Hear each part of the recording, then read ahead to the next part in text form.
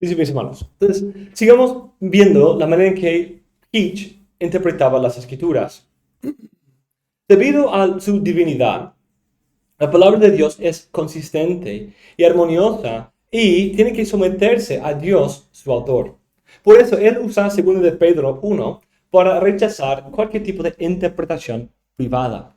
Ese texto es algo que siempre causa un poco de confusión por la confusión sobre qué significan esas palabras. ¿Qué quiere decir interpretación? Entonces ya vimos una interpretación de eso, pero vemos aquí cómo Keach interpreta ese pasaje. Él dice, ningún lugar de las escrituras debe ser interpretado por los propios espíritus de los hombres, ni es de interpretación privada, contrariamente a lo que confirman otras escrituras. Siendo Dios el autor de la misma, todo está de acuerdo y armoniza dulcemente, aunque desde la ignorancia de los hombres y los engaños de Satanás, algunos no las entiendan, y otros las arrebaten para su propia destrucción. Pero no es que debamos concebir que nadie debe interpretar las escrituras a menos que haya recibido extraordinarios dones del Espíritu y conocimiento de las lenguas, porque la escritura puede ser entendida por los ignorantes, comparando una escritura con otra. La misma escritura es el mejor intérprete de la escritura. Entonces, la primera interpretación que vimos de ese texto viene en el contexto del debate con los católicos. Y los católicos decían que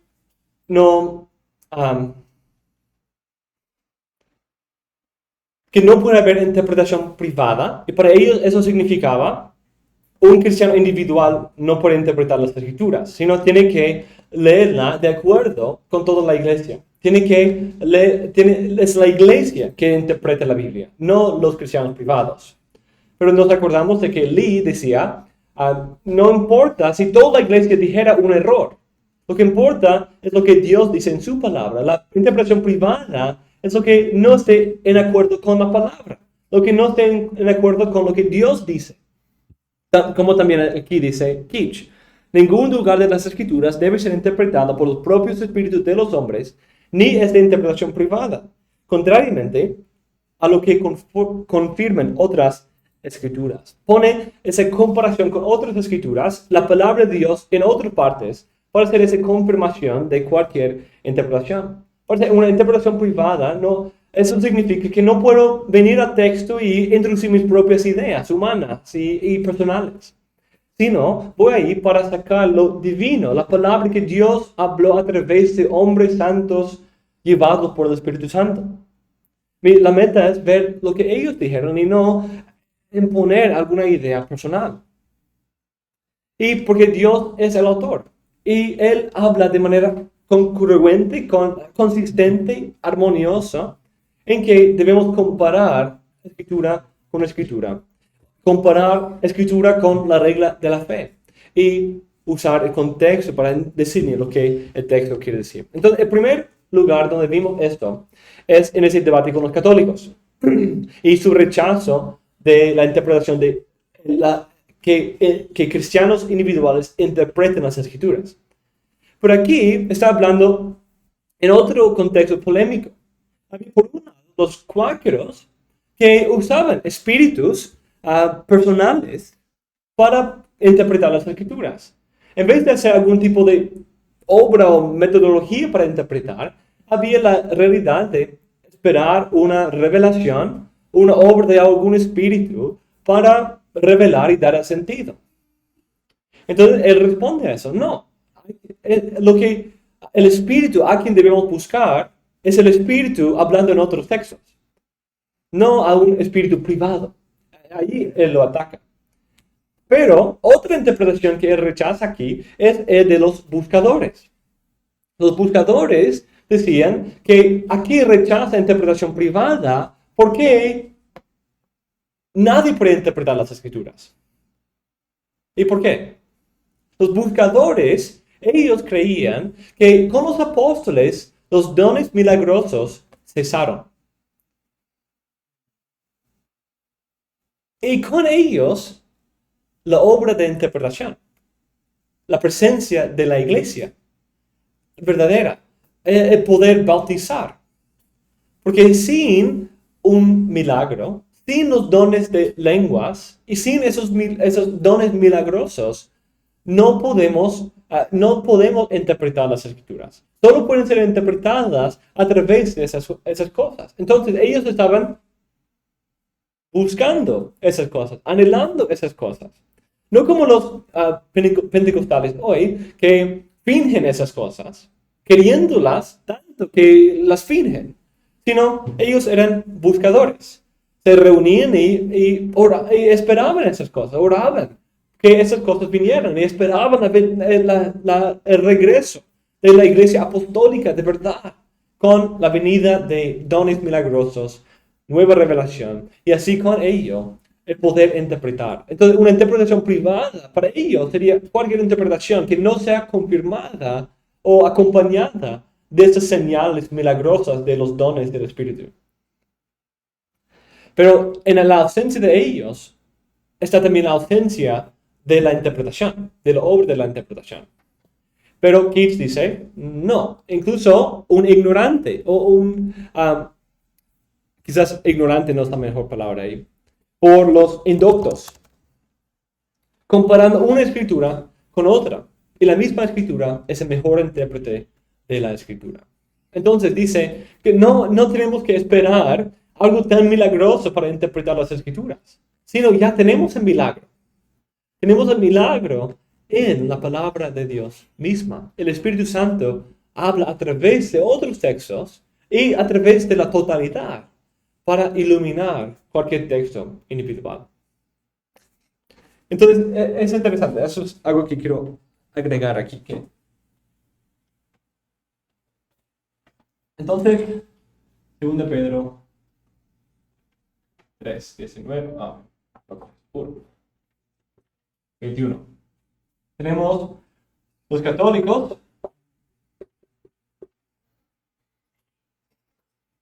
los cuáqueros y los buscadores.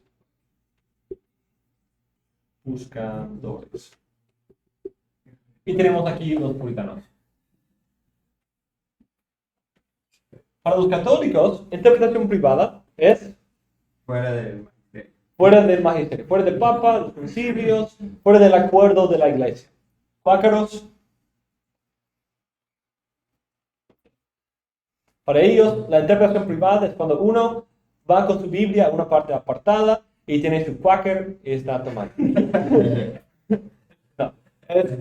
Para ellos, la interpretación privada, pues no tanto que ellos interpretaban eso como algo bueno, sino Keats veía lo que ellos hacían como una interpretación privada. Esta independencia de un espíritu privado para dar alguna nueva revelación o algún uso o algorización de un texto o algún sentido más a fondo de alguna cosa que el Espíritu Santo. ¿Y qué tan parecido es eso a la predicación pentecostal promedio? ¿Cierto? El Señor me dijo. Sí, el Señor me dijo. A veces tiene una base textual mal interpretada, a veces no.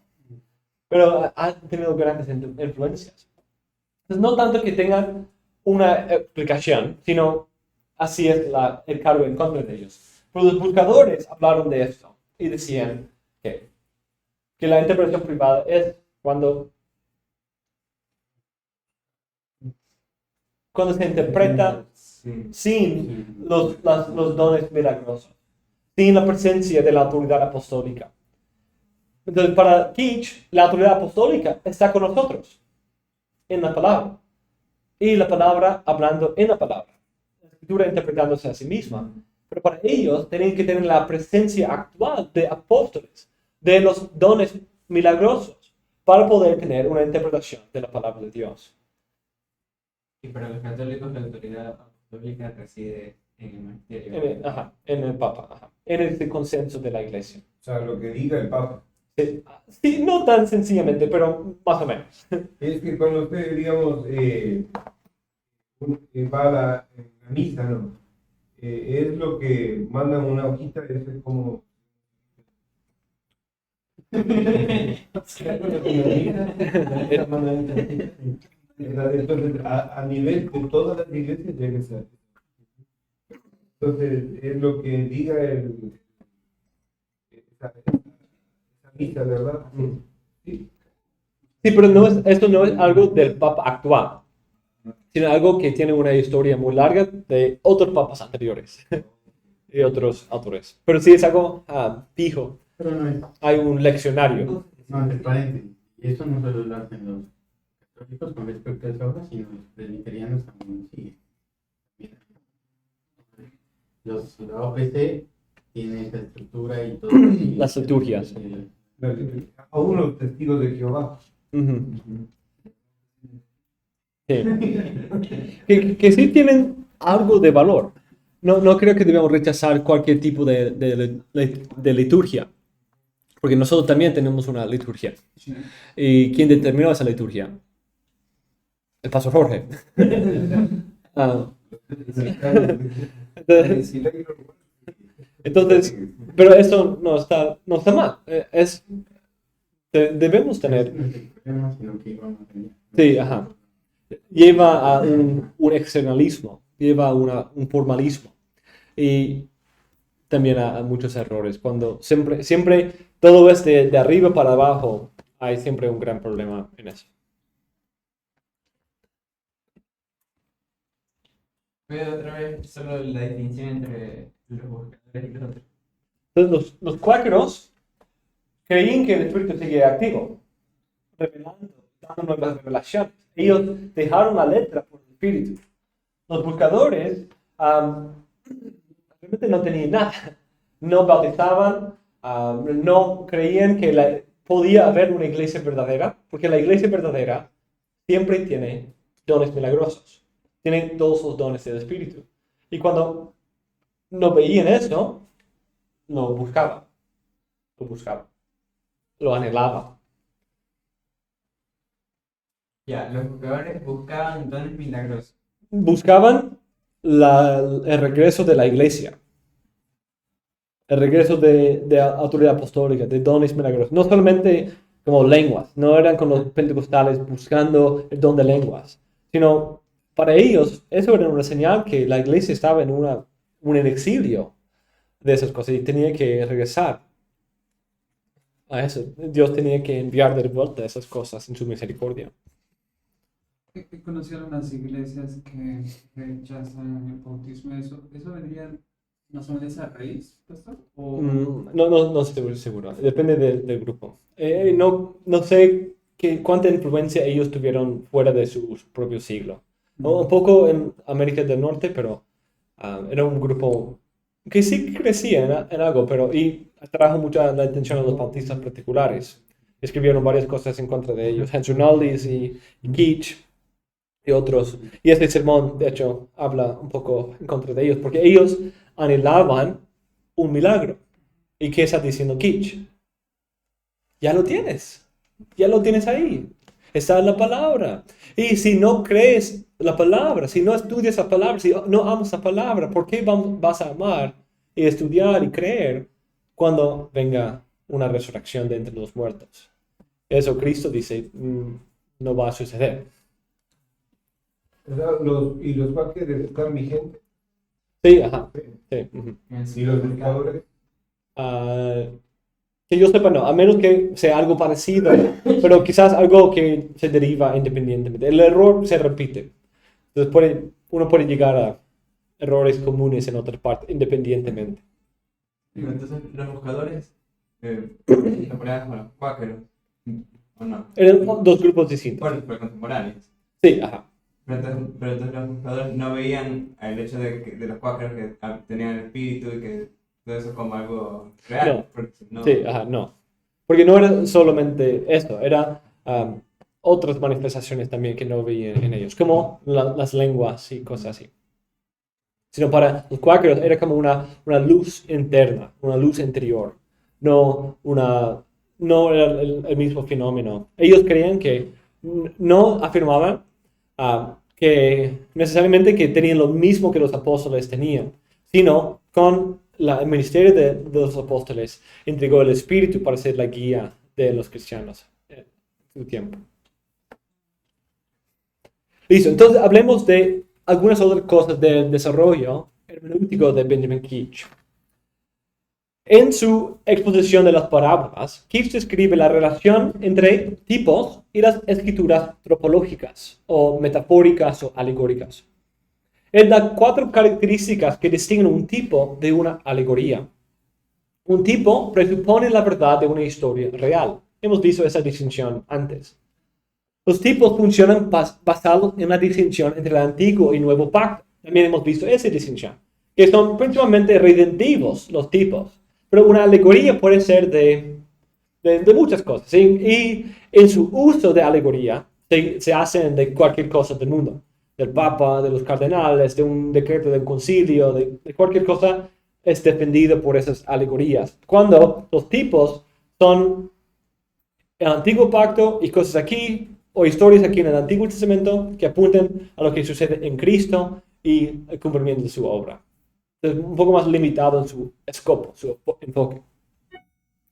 Los tipos tienen un aspecto profético, en que son cumplidos y explicados por su antitipo en el nuevo pacto. Por el otro lado, las alegorías son más didácticas, para ilustrar o explicar un misterio. En contraste con las alegorías, la naturaleza de un tipo es evangélico. Un tipo no apunta a algo fuera de las realidades del nuevo pacto, pero el uso de alegoría a veces no se limita a esto. Para Keats, un tipo requiere un argumento convincente. Requiere que cuando la Biblia lo identifique como tipo, está bien. Pero para identificar a otros, tenemos que mostrarlo, evidenciarlo. No lo limitaba porque vamos a ver que él tenía una categoría de tipo histórico inferido. Uno que podía inferirse del contexto de la presentación de la historia. Y eso sería uno no identificado explícitamente como tipo. En su libro, Tropología, él trata el tema de los tipos en una sección. Y su discusión de los tipos trata de ser general y amplio para cubrir todos los tipos, ejemplos de tipos. Y no solo los tipos cristológicos. Él define la palabra de esta manera. La definición de la cosa es así. Un sentido típico es cuando las cosas ocultas o desconocidas, ya sea presentes o por venir, especialmente cuando las transacciones registradas en el Antiguo Testamento prefiguran las transacciones en el Nuevo, se expresen por acción externa o visión profética. Él afirma que hay 2 formas de tipo.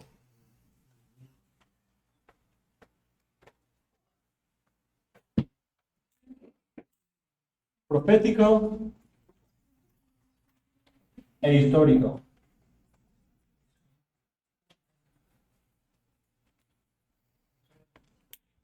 Histórico, profético y histórico. Los proféticos son más profecías.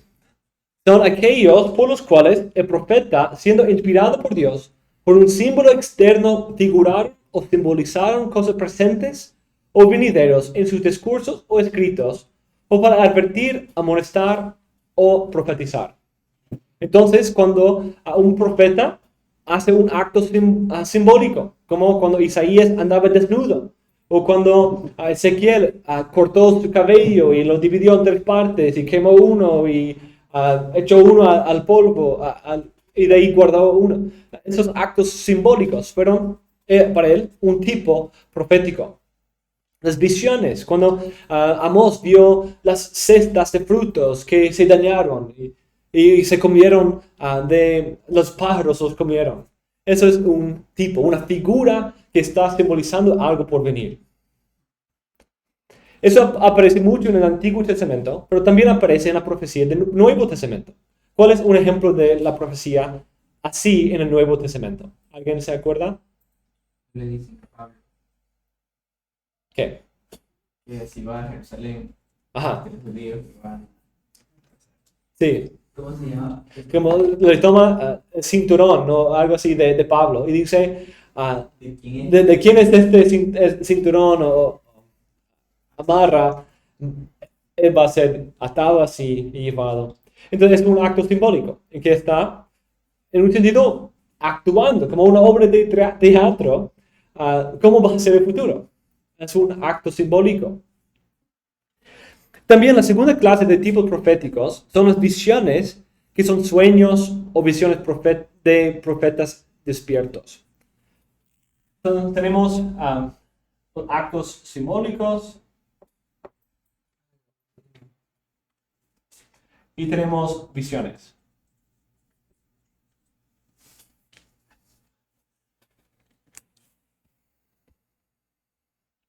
Vemos incluso a veces que Dios da estas visiones a no creyentes, como Faraón o como Nabucodonosor, en que debido a su lugar y la obra de Dios, dio a conocer a través de sueño y visión lo que era el plan de Dios, pero no les dio a ellos la interpretación. ¿Por qué? Porque lo que da la interpretación es un hombre de Dios en quien está el espíritu de los dioses. El Espíritu de Dios. Entonces, pero en los dos textos, tanto en Daniel como en Faraón, en Génesis, eso es lo que sucede. El rey recibe una visión de algo en el futuro y el hombre lleno del Espíritu de Dios viene para revelar el misterio. De ahí habla de los tipos históricos. Y aquí estamos hablando de normalmente lo que nosotros pensamos en cuanto a tipo. Esas personas, eventos o instituciones que simbolizan, prefiguran, profetizan lo que Dios va a hacer en Cristo y el nuevo pacto. Él dice, un tipo histórico es el sentido místico de la escritura, por el cual las cosas actuadas o hechas en el Antiguo Testamento, especialmente lo que respectaba el sacerdocio y el culto de los judíos, prefiguraban y arrojaban luz sobre las cosas actuadas en los tiempos del Nuevo Testamento. Con respecto especialmente a Cristo, el antitipo, que es, por así decirlo, el núcleo encerrado en todos esos cascarones de las ceremonias, tipos o acciones del Antiguo Testamento. Esta forma de tipo puede ser inherente o inferido. Inherentes son aquellos tipos identificados como tipo, explícitamente.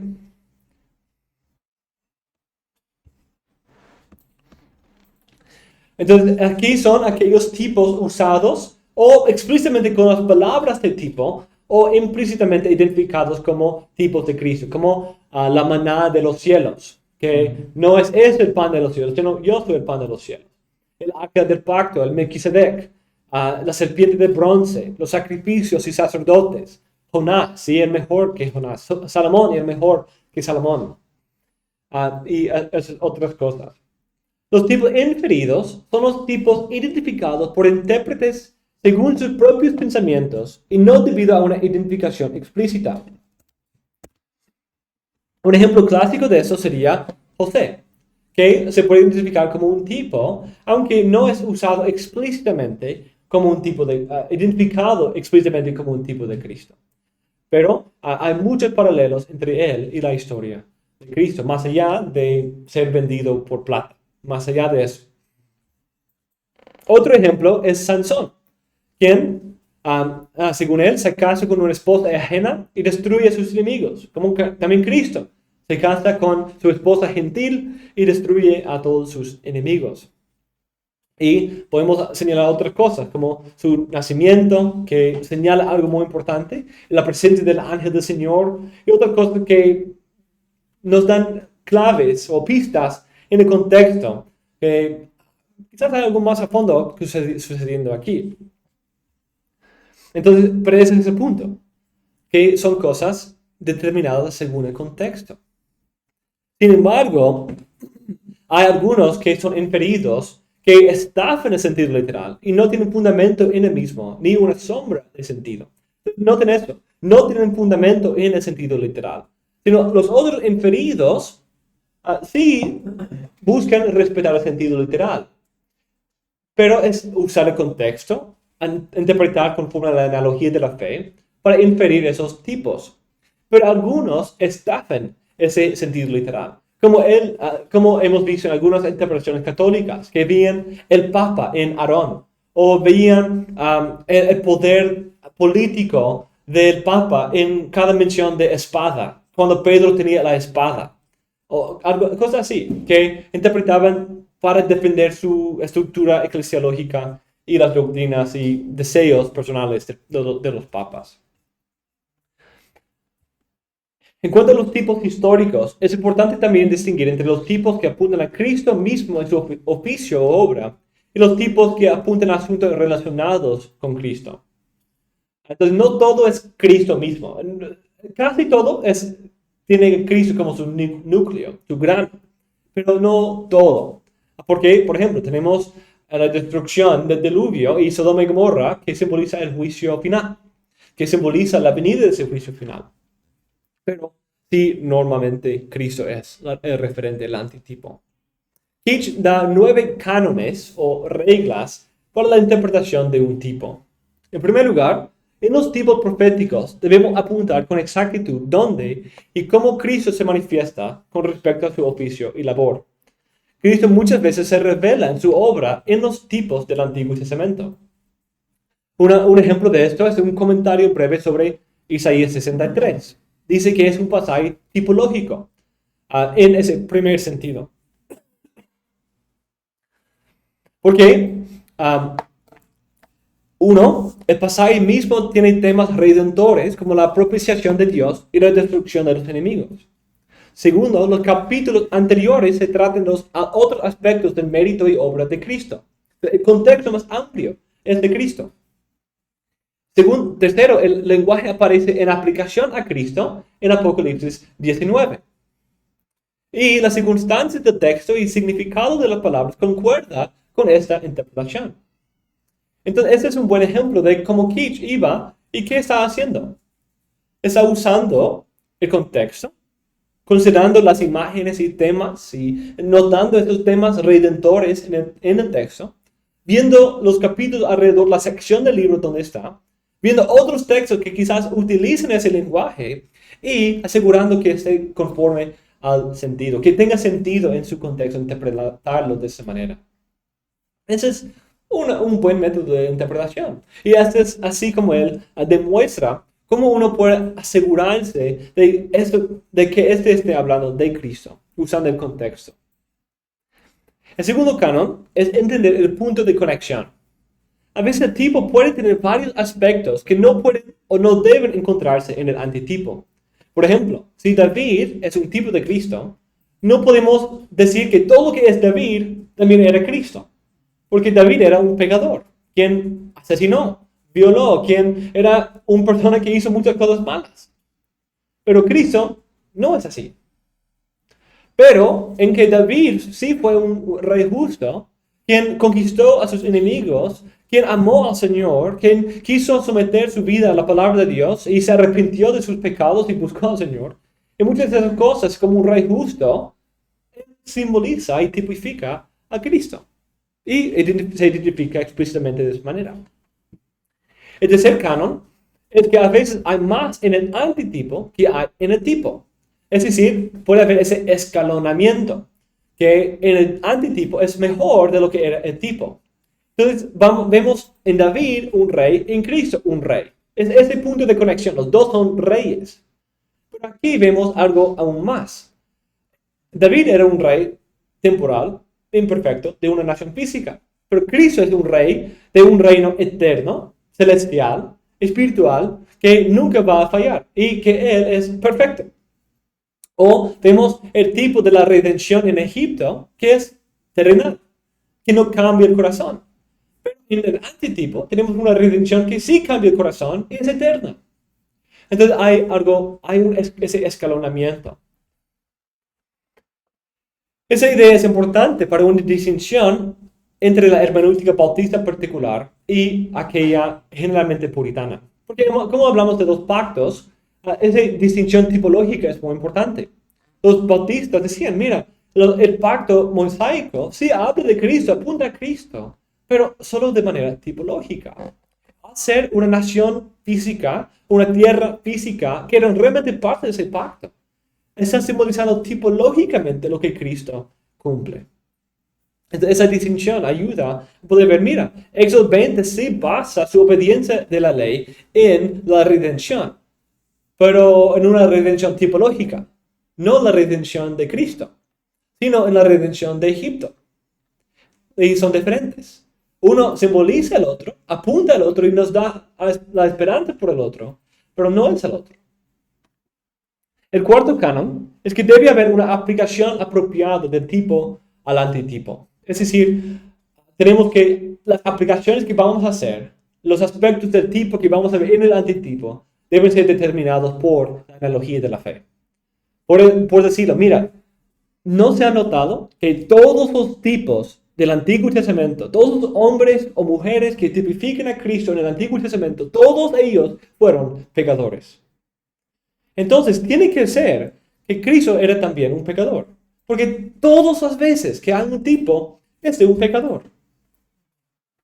Pero eso sería que no interpretar según la regla de la fe, ¿cierto? Porque ¿qué dice la regla de la fe? En muchos pasajes vemos que Cristo es, uno, Dios. Y dos, que Cristo es el quien era sin pecado. El que no conoció el pecado. Él fue tentado en todo como nosotros, pero sin pecado. Entonces, el afirmar eso sería en contra de la analogía de la fe. Entonces, ¿por qué todos fueron pecadores? Porque ese es el problema que Cristo vino a solucionar. Que todos hemos caído en el pecado y necesitamos todos un Salvador. El quinto canon tiene que ver con el hecho de que un antitipo puede ser tipificado por muchos tipos. Y para entender ampliamente el antitipo, debemos tomar en cuenta todos esos tipos. Sí. Enoch sería un tipo de Cristo. ¿Cuál? Enoch. ¿Por qué? Por su sincero. Por su comunión con Dios. Porque lo vería. Y dice que lo fue traspuesto para no ver.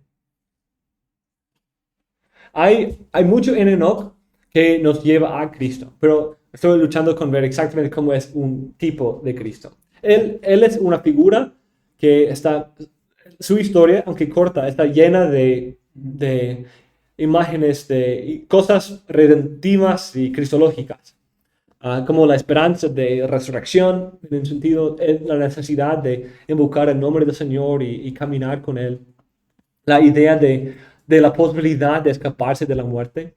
Es algo que nos da esperanza para esta obra que Dios está haciendo, de invertir la caída. Y otra cosa así, pero ¿en qué punto, en qué sentido era un tipo de Cristo? Es con eso que estoy luchando. Puede ser, pero sin duda es un pasaje que habla de Cristo. Pero ¿en qué manera habla de Cristo? Es otra pregunta. Ok, entonces el antitipo, Cristo, por ejemplo, pues es el antitipo. Cristo tiene tipos en los sacerdotes, la ley misma, en Moisés, en David, en Salomón, en Jonás, en los sacrificios, en José, en los profetas, en muchas otras historias, en la serpiente de bronce, en Isaac sacrificado ahí en el altar, muy bien. Entonces tenemos muchos tipos. Y si queremos entender la plenitud del antitipo, no solo vemos a Cristo como el sacrificio, ¿cierto? Eso es una parte importante de la obra de Cristo, es ser paralelo a un sacrificio. Sí, bastante importante. Pero ¿es la única cosa que Él hace? No, lejos de la verdad. Él hace mucho. Él no es solamente el sacrificio, sino también es el sacerdote, quien intercede, el rey quien conquista, el profeta quien revela, y muchas otras cosas. Entonces, para entender la plenitud y gloria del antitipo, necesitamos tomar en cuenta toda la revelación sobre él. El sexto canon es distinguir claramente entre el lenguaje típico y literal. A veces un pasaje puede mezclar lo físico y lo cristológico al mismo tiempo. Eso es algo que vimos en Ticonio. ¿Se acuerdan de él? Al principio de la semana, creo, cuando hablamos de sus 7 reglas, y vimos que a veces el representante y su pueblo a veces pueden ir mezclados. A veces puede hablar de David y Cristo al mismo tiempo. Puede hablar de Israel y Cristo al mismo tiempo. Entonces es importante discernir eso y entenderlo apropiadamente. Salmo 2 puede hablar de la coronación de David. Pero más allá de David, habla de su hijo, Cristo. Y otros pasajes. El séptimo canon es que es inapropiado usar un malvado en el acto malvado como un tipo de Cristo. Entonces, en estos inferidos, no puedes inferir un tipo de Cristo en un acto pecaminoso. Como esta persona pecó de esta manera, así también Cristo va a hacer su obra. Podemos ver algo que enseña de Cristo en eso. No está mal hacer eso. Y no es mal ver a Cristo en pecadores. Porque si no fuera así, no habría ningún tipo personal de Cristo. Porque todos son pecadores. Pero está diciendo que debemos tener mucho cuidado en ver en pecado algo que tipifica parte positiva de la obra de Cristo. Podemos verlo por contraste, muchas veces así sucede. En contraste con Saúl, tenemos a Cristo. En contraste con el pecado de David, Cristo es perfecto. Y otra cosa así. Pero no es de manera positiva, no es algo negativo que refleja así va a ser la obra de Cristo. Es un poco difícil saber sería mejor con unos ejemplos. Entonces quizás después busco algunos ejemplos que da de cómo se vería eso.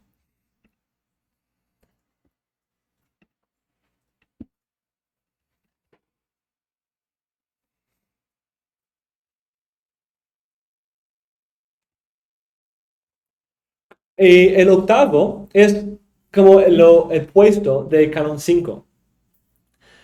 Canon 5 afirmó que el antitipo puede ser tipificado por muchos tipos. Pero este octavo dice que el mismo tipo puede hablar de varios antitipos o varias partes del mismo antitipo. A veces un pasaje del Antiguo Testamento puede hablar de una realidad el diluvio, con respecto al arca, es un tipo de Cristo. Y pero en referencia al juicio, es un tipo del juicio eterno. La misma imagen puede hablar de dos cosas a la vez. Eso también se manifiesta en el uso del lenguaje figurativo. Por ejemplo, el león es de Cristo o es el diablo. Una oveja es un sacrificio como Cristo o es alguien que se desvía y se aparte del Señor. Esas son dos figuras, una sola figura que se entiende de dos maneras, incluso contrarias a veces. El último canon es que a veces el lenguaje de tipo y antitipo pueden intercambiarse. Por ejemplo, Israel es un tipo de la iglesia y Pablo puede llamar a la iglesia Israel de Dios. Entonces puede hablar del antitipo y llamarlo en términos del tipo anterior. Entonces, llamar a Cristo, el hijo de David, es conectarlo con ese tipo. En Ezequiel, a veces el Cristo es llamado David.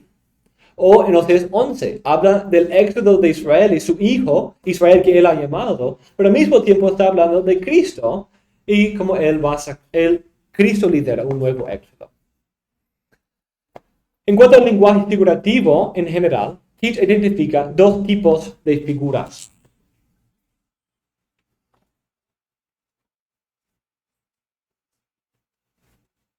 Tropos y figuras. Tropos y figuras.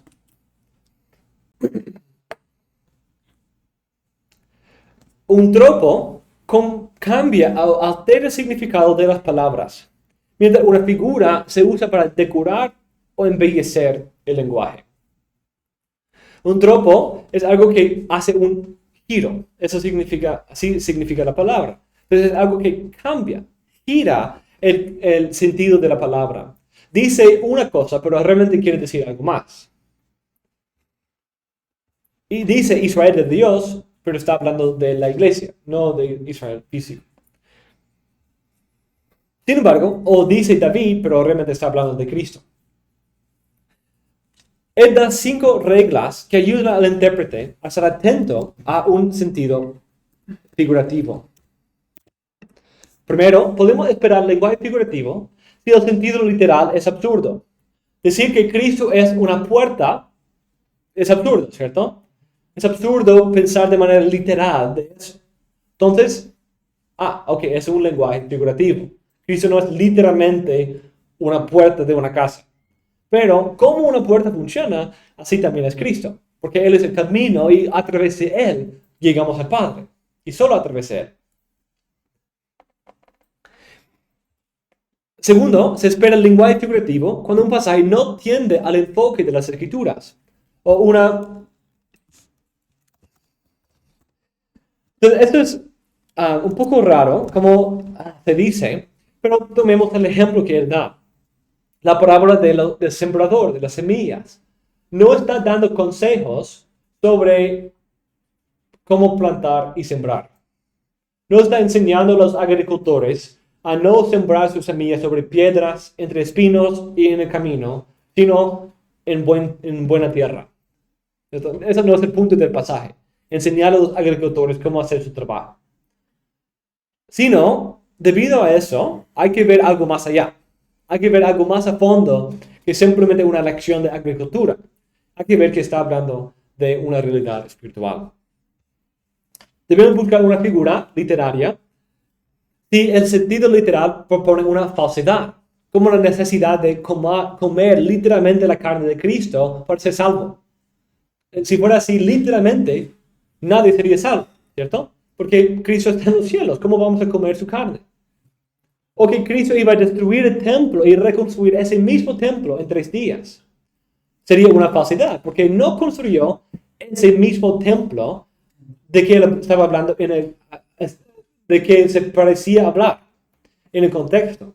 Sino, como dice Juan, hablaba de manera figurada de su cuerpo. Dice en el cuarto lugar, tenemos que buscar una figura si el sentido literal causa una contradicción con otras escrituras. Y si un pasaje parece que el Espíritu esté hablando impertinentemente, dice él, debemos buscar el uso de una figura.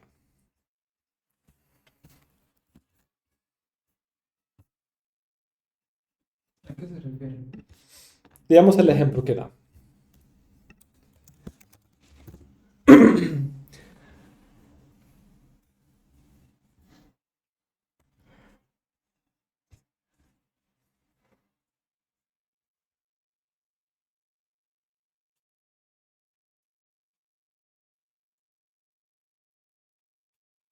Y dijo al viñador: mira, hace 3 años que vengo a buscar fruto en esta higuera, y no lo hallo. Córtala, porque ha de cansar la tierra.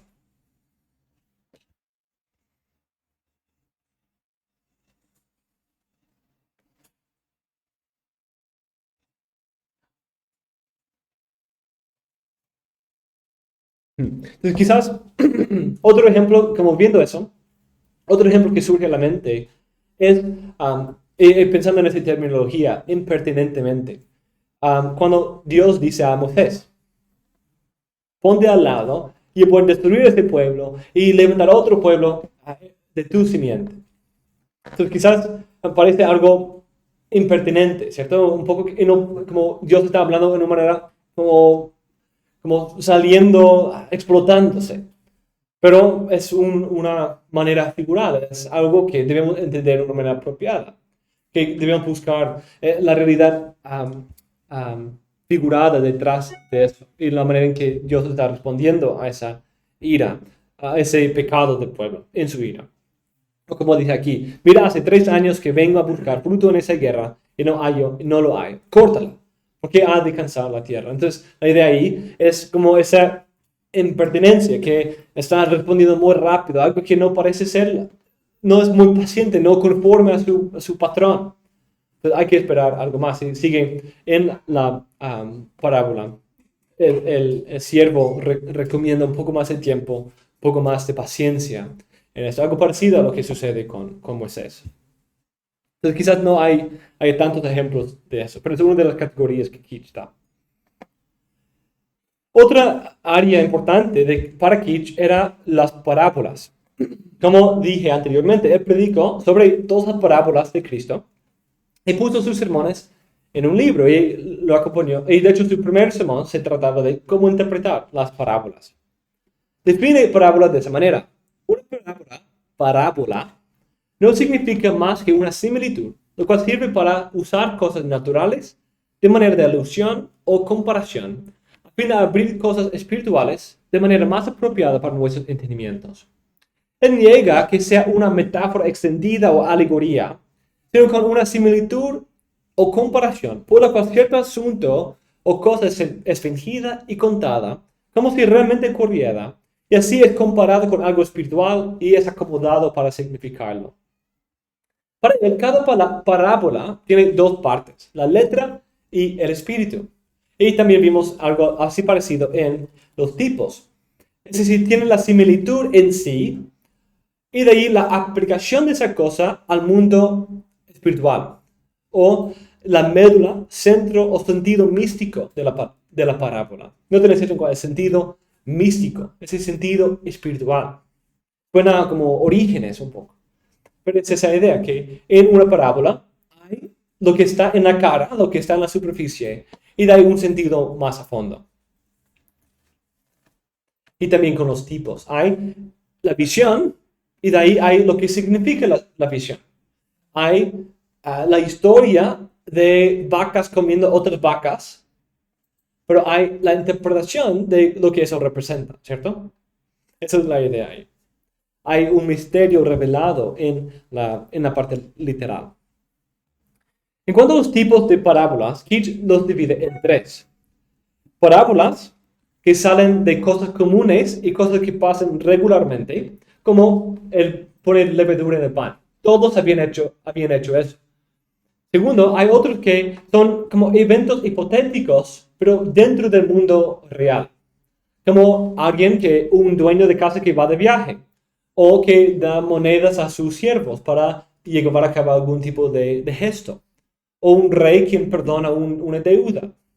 Entonces, son cosas hipotéticas, pero que realmente pueden verse suceder en el mundo verdadero. Y hay las parábolas imaginarias o imaginativas, como la parábola de Jotam en Jueces, cuando habla de un concilio de árboles. Para interpretar una parábola necesitamos tres cosas.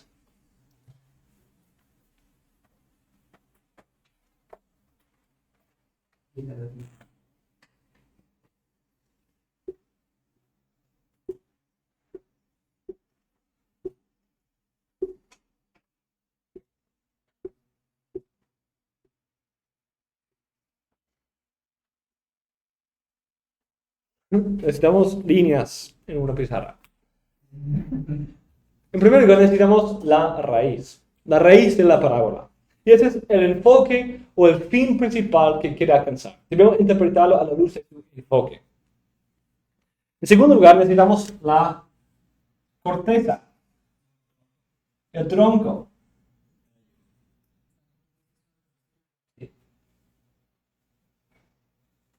Bonito árbol.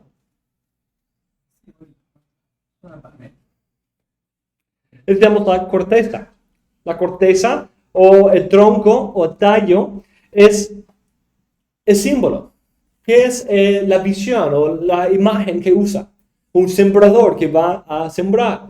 Una finca que tiene trigo, pero un enemigo le echa cizaña. Esa es la similitud. Aquí tenemos la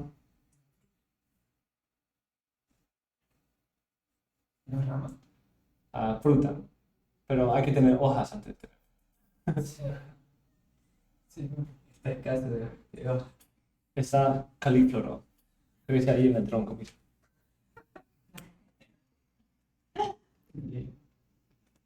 Y la fruta es la realidad espiritual que es simbolizada. El enfoque es, ¿cuál es la lección? ¿Cuál es el punto de esta parábola? La corteza es, ¿cómo describe esa historia? ¿Cuál es la historia que desarrolla? O la imagen que pinta. ¿Y cuál es la fruta de la realidad espiritual que está describiendo. Luego, él expresa algunas ideas que ayudan en la interpretación de una parábola y que nos ayudan a ver ese enfoque principal y todo eso. En las parábolas, si queremos entender la mente de Dios en ellas, debemos siempre tomar cuidado del diseño primario y enfoque de ellas, o para dónde apunta la historia sagrada, o cuál es lo que Jesús principalmente enseña en ella.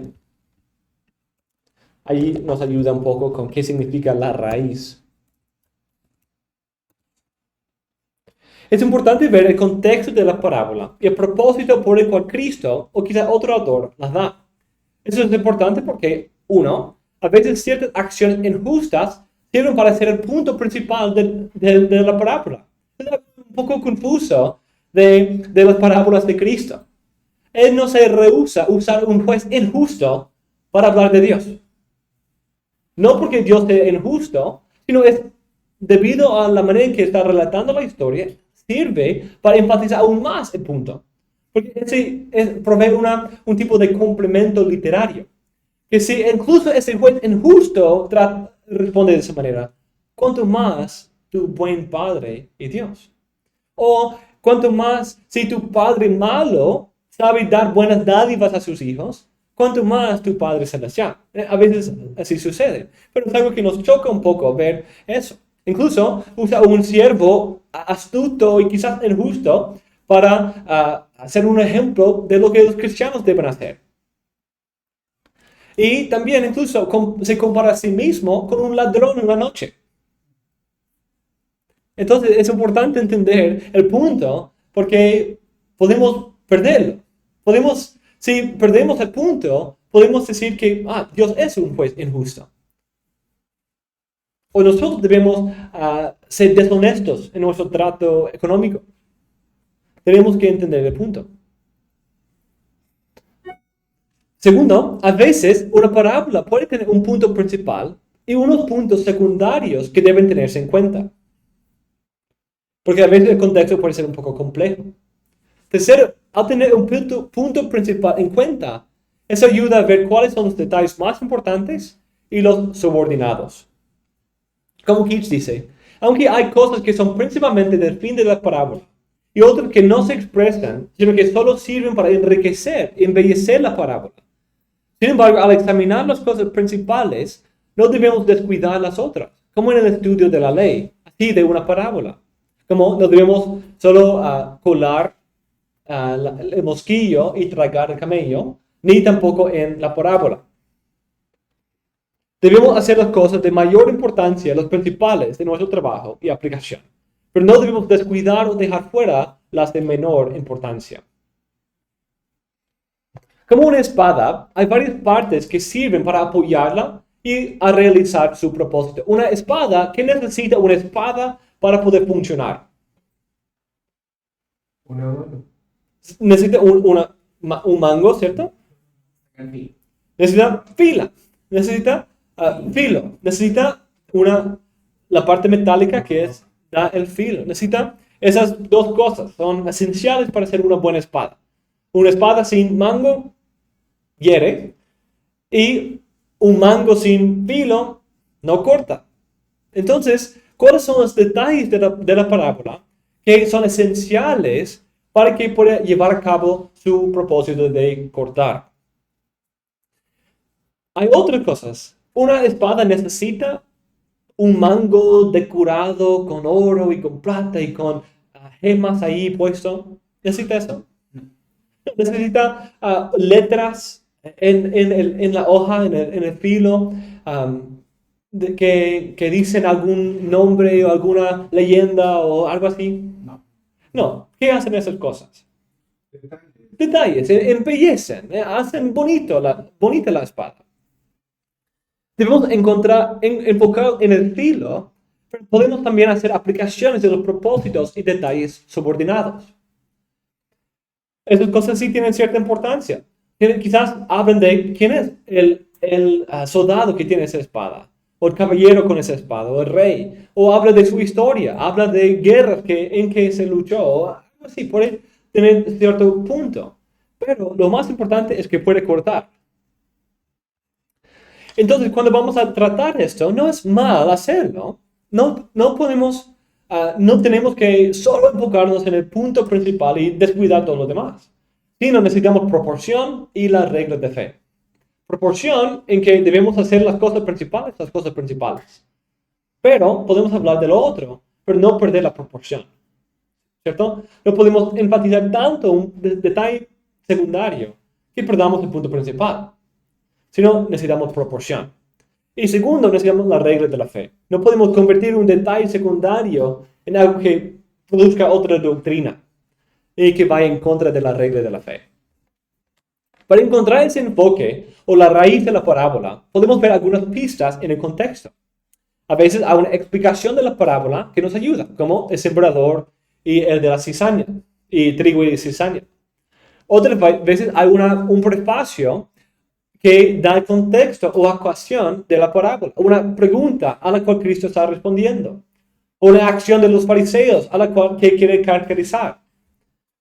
O pueden haber una conclusión que resume o especifica el punto principal. También puede haber otras parábolas en el contexto parecidas que ayudan a iluminar el contexto. Como en Lucas 15, que tenemos 3 parábolas ahí juntas que son todas parecidas en su punto principal.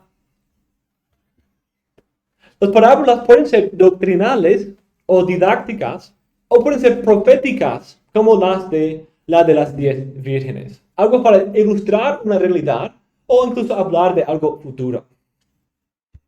Es importante mantener la distinción entre el sentido y la aplicación. Siguiendo la distinción que hemos visto en otros puritanos que negaban el cuádruple sentido, aunque manteniendo la variación de aplicación. Keach afirma lo mismo en cuanto a las parábolas. Una parábola tiene un punto y propósito principal, pero puede tener varias aplicaciones en varios contextos y a varias clases de oyentes. Otra herramienta importante es el estudio de las parábolas, es el estudio del contexto histórico de las parábolas. Obviamente es donde se sitúa en la vida de Cristo, pero también incluso la cultura, como la cultura de sembrar, de hacer pan, que quizás puede iluminar ciertas cosas. Entonces, tomando esas cosas en cuenta, nos ayudan. Quizás eso es algo que puede iluminar. ¿Qué es el seno de Abraham? Porque es como, ¿de dónde viene esa idea? Pues en la cultura quizás era un lenguaje que se usaba y puede iluminar. Keach lista 4 beneficios de esas parábolas. 1, nos ayudan a recordar la enseñanza, son memorables. Segundo, nos conducen a ser pensativos y a la meditación. Nos invitan a entrar a la historia y pensar de punto. Nos invita a meditar. Tercero, sirven para despertar nuestra conciencia, nuestros efectos, cuando pensamos del dolor del infierno o la gloria de los cielos y cualquier otra cosa. Cuando vemos la alegría de la mujer saltando por su moneda. Esas cosas nos invita a poder entrar con nuestro corazón y conciencia de esas cosas. Cuando vemos el terror del rico en el infierno, nos lleva a temer el infierno y buscar al Señor. Cuando explicados bien, sirven para instruir a los débiles en verdades gloriosas. Otra pregunta que responde es ¿por qué Cristo usaba tantas parábolas? Vemos algunas de las razones que le identifica. En primer lugar, tiene el propósito de esconder la verdad de aquellos de duro corazón o que solamente quieren llenar su mente con información en vez de conocer la verdad de manera experimental. Sin embargo, para el elegido, sirve para llevarles a una experiencia de la verdad, una vida que concuerda con ella. Entonces, eso es lo que Cristo dice, ¿cierto? Para esconder de algunos y tapar los oídos de algunos, pero para dar a conocer la verdad a otros. Para a quienes es dado, los que tienen oídos para oír, ¿cierto? En segundo lugar, las parábolas sirven para inducir al lector a una lectura profunda. Una parábola es una mina de oro. Tienes que excavar y buscar con dolores y diligencia si quieres encontrar el oro verdadero ahí. En tercer lugar, las parábolas sirven como una demostración de la importancia del Espíritu Santo en nuestra interpretación.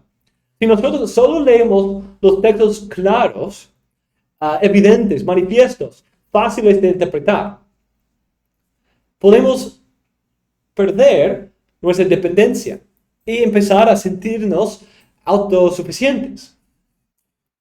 Porque decimos, esos textos son fáciles, yo estoy captando la idea muy fácilmente. Porque estamos hablando de cosas tan claras y leyendo Romanos y captando la idea es tan claro y evidente. Pero incluso en esos textos necesitamos el Espíritu Santo. Pero debido a la claridad, puede darnos el parecer que estamos haciéndolo solos. Pero cuando llegamos a una parábola, es como un choque y tenemos que preguntar, ok, necesito un poco de ayuda con eso. Necesito que el Señor me ayude a entender esto. Porque eso es un poco más difícil. O es lo mismo con el Antiguo Testamento. Cuando solo pasamos la vida en el Nuevo Testamento, decimos, la Biblia es fácil. Yo puedo entenderlo muy fácilmente. Y sin el Espíritu Santo. Y vamos al Antiguo Testamento. ¿Qué está pasando aquí? Necesitamos el Espíritu Santo. Siempre necesitamos el Espíritu Santo. Pero estos textos un poco más difíciles, oscuros, son útiles porque dan un recordatorio de nuestra completa dependencia de Él. En cuarto lugar, las parábolas sirven para ayudar a los lectores obedientes a entender las realidades misteriosas de lo espiritual. Ilustran, amplían, ayudan a entender. En quinto lugar, Cristo usaba las parábolas para cumplir la profecía acerca de Él. En último lugar, y muy interesantemente, me gusta esto, me gusta este punto. No solo sirven para ayudarnos a entender realidades espirituales, sino también nos ayudan a entender cosas terrenales. No en el sentido de lo que hablamos antes, que la parábola del sembrador es un libro de texto de agricultura. No es así. Pero debido a esto y cómo se pegan en la mente, cuando yo estoy caminando por el camino y miro allí a una finca y veo un sembrador, ¿qué viene a la mente? La parábola del sembrador. Cuando mi esposa está ahí usando su masa madre y haciendo sus panes y ahí masajando la masa para que la levadura esté en todas partes y que no haya grandes huecos y que todo funcione bien, ¿qué viene a la mente? ¿O qué puede venir a la mente si estoy lleno de la palabra de Dios? La parábola de la levadura. Entonces piensa de eso, es algo que debido a que cómo se pegan en la mente y como que son cosas tan cotidianas, nos ayudan a ver en una manera espiritual y llenar nuestros pensamientos de cosas espirituales cuando vemos esos símbolos y parábolas vividas en la vida cotidiana. Cuando un señor va a pagar sus siervos, o cuando pone a un administrador sobre su casa o sobre algún deber. Piensa de las varias parábolas que hablan de esas cosas. Y muchos otros. Cuando mis niños vienen y me pregunten por un pedazo de pan o un huevo y les doy un escorpión en vez de Pero en esas cosas es algo que, mira, como mis niños me piden y yo estoy muy feliz de ayudarles. ¿Cuánto más mi Padre Celestial está dispuesto a escucharme? Cuando tenemos esas parábolas en la mente, nos ayuda a ver cosas, porque el mundo es espiritual, el mundo es lleno de verdad espiritual. Y guiados por la palabra, no yendo a extremismo aquí, pero viendo por un lente espiritual y viendo esas lecciones repetidas y vividas en nuestra propia vida. Eso era algo que iba a suceder en ellos. Cada vez que iban, mira, piensa de Pedro y Juan, yendo a su barco, a tirar su red y coger sus peces e ir poniendo, como regresando algunos y guardando otros. ¿Qué va a venir a la mente ahora? Sí, la parábola de la red, del pescador. Entonces, era parte de su vida. Era usar cosas que iban a ver en su vida cotidiana, que puede traer a la mente realidades espirituales. Creo que esa es una manera muy interesante. Pensemos en un ejemplo de esta interpretación de las parábolas. Y aquí uso un ejemplo bastante discutido por cómo se ha interpretado en la historia. Y es la parábola de buen samaritano. ¿Qué piensan? ¿Qué han escuchado sobre esta parábola? ¿Qué piensan, mis hermanos? ¿Así? ¿Así? Nunca he escuchado eso. En cuanto a Lázaro y de rico, sí escucho eso. Pero no en cuanto a eso. ¿Qué otras opiniones han escuchado sobre esto? Creo que era Agustín que le daba hacer como una teoría. Sí, ajá. Agustín y algunos otros usaban una forma alegórica de interpretar como las dos monedas son el bautismo y la cena del Señor, y el aceite que le pone es el Espíritu Santo, y va a un extremo. ¿Qué diferencia tiene el uso de la cuadriga de Agustín, Ajá. que muchas cosas interpreta parecido a lo que hace Kitsch? Sí, ajá, pues estás adelantando. Pero antes de eso, ¿qué veo? ¿Qué más? Entonces, hay esas ideas. Algunos, normalmente cuando uno va a escuchar de un predicador bueno el día de hoy, de ese sermón, va a escuchar, algunos en la historia han usado ese texto para hablar de esa alegoría de Cristo y su salvación entrando al mundo y todo eso. Pero debemos entenderlo en su contexto. Y Cristo está respondiendo a la pregunta, ¿quién es mi prójimo? Entonces está dando una lección práctica de cómo tratar a tu prójimo. He escuchado este sermón unos 10 veces. Pero, para Kitsch, de una manera interesante, encontrarse con Calvino y otros que rechazaron la interpretación alegórica, él ve que sí hay algo más a fondo aquí. Cuando entendemos el contexto completo. Muchos empiezan y leen el contexto de esa parábola del versículo 29. Pero queriendo él justificarse a sí mismo, dijo a Jesús, ¿quién es mi prójimo?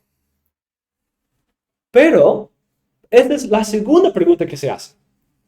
Kitsch dice, el contexto de la parábola debe tomar en cuenta el contexto completo. ¿Y dónde empieza esta conversación? Y aquí cierto intérprete de la ley se levantó y para ponerle a prueba dijo, Maestro, ¿qué haré para heredar la vida eterna? Y él le dijo, ¿qué está escrito en la ley? ¿Qué lees en ella? Respondiendo él, dijo, amarás al Señor tu Dios con todo tu corazón, con toda tu alma y con toda tu fuerza y con toda tu mente y tu prójimo como a ti mismo. Entonces Jesús le dijo, has respondido correctamente, haz esto y vivirás. Pero queriendo él justificarse a sí mismo, dijo a Jesús, ¿quién es mi prójimo? Entonces, cuando solo lo interpretamos a la luz del versículo 29, lleva a algunos hoy a ver solo una lección práctica sobre cómo tratar a nuestro prójimo y quién es nuestro prójimo y la realidad de ese choque cultural del uso del samaritano y todo eso. Y esto, yo creo que sí es parte de eso. Sí, es eso. Pero es también más que eso. Porque la pregunta que Cristo responde aquí, según Kitsch, es ¿cómo heredar la vida eterna? Entonces dice Kitsch sobre esta parábola.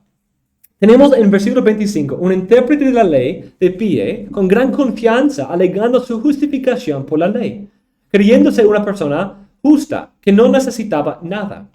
Esta parece ser la ocasión de esta parábola. También aquí nuestro Señor se esfuerza por convencernos del estado y condición miserable de todos los hombres por naturaleza y del mal del pecado, que yo concibo fue un designio de Él también. Asimismo, para mostrar que ni la ley, ni el sacerdote levita, ni los sacrificios legales podrían aliviar o ayudar a cualquier pecador miserable y deshecho. Entonces, qué interesante, ¿cierto? Para Kitsch, esta es una respuesta a esa pregunta, ¿cómo heredar la vida eterna? Y una contradicción de su autojustificación por su pensamiento de haber guardado la ley. Entonces dice que Cristo está enseñando aquí cómo la salvación viene a través de la misericordia y la gracia mostrada por un samaritano, alguien de quien ellos también habían acusado de ser samaritano, en una manera interesante. Y encontrarse con la ley y aquellos que representaban la ley y los sacrificios y el servicio, el culto religioso de los judíos. No es en ellos que hay salvación, sino en Él que hay salvación. Y la misericordia que Él muestra al hombre dejado por el enemigo. Entonces, él de ahí pasa 5 sermones describiendo y explicando esa parábola. El primer sermón habla de la naturaleza de la alegoría y se enfoca en los ladrones, el diablo y el pecado. El segundo sermón se enfoca en la depravación humana, como un discurso teológico siguiendo en eso. El tercer sermón se enfoca en la manifestación de la misericordia de Cristo en su humillación y muerte. El cuarto sermón se enfoca en la cura y conversión y regeneración. El último sermón se enfoca en cómo Cristo cuida y provee por las necesidades de sus santos. Entonces pueden ver como las partes de la parábola que Él va a tratar en estos puntos. Entonces sí lo interpreta de una manera un poco más alegórica. Dice que cuando cayó en manos de salteadores, lo que el pecado, Satanás y otros enemigos del alma le han hecho. Cuando le despojaron la justicia original que el hombre perdió. Cuando le dieron golpes, significa la privación aterradora del alma en cada facultad por el pecado. La depravación total. Medio muerto se refiere a la muerte espiritual. El sacerdote es la ley, el sacerdocio arónico, en su insuficiencia para salvar. El levita los sacrificios según la ley. El samaritano es Cristo quien se humilla para rescatar al pecador, o en su encarnación y en su acercamiento al alma por su palabra y el Espíritu. O en su encarnación, o en su acercamiento al alma en la palabra. Lo vendó sus heridas, derramando aceite y vino, como Cristo derrama el Espíritu en el alma del pecador. Poniéndolo sobre su propia cabalgadura, la doctrina de la gracia libre, como Cristo lo tomó. El mesón, una iglesia. El mesonero, el ministro o pastor de la iglesia. Los 2 denarios, los dones y gracias del Espíritu que da a los ministros. El Antiguo y Nuevo Testamento. Los materiales espirituales y temporales necesarios para cuidar de las almas de aquellos que se en el mesón. Entonces, tiene algunas opciones ahí. Y dice, cuando yo regrese, habla de la segunda venida de Cristo. Entonces, uno puede discutir su interpretación, ¿cierto? Y nuestra meta no es prescribir necesariamente, sino describir como Él lo hacía. Pero eso fue muy útil para mí, la primera vez que desarrollé esta clase. Y viendo su interpretación, fue muy útil pensar, es cierto que Cristo no está solamente respondiendo a esa pregunta, ¿quién es mi prójimo? Porque así lo había aprendido. Es de esto que está hablando. Pero si lo consideramos en el contexto, es más que eso. La pregunta es mucho más allá de eso. Y habla de una autojustificación en base de su guardar la ley que Cristo está derribando. Entonces es algo que creo que es muy útil entender. Y con eso vamos a dejar ese último punto. Pueden leerlo después, pero vamos a parar ahí nuestro estudio de aquí.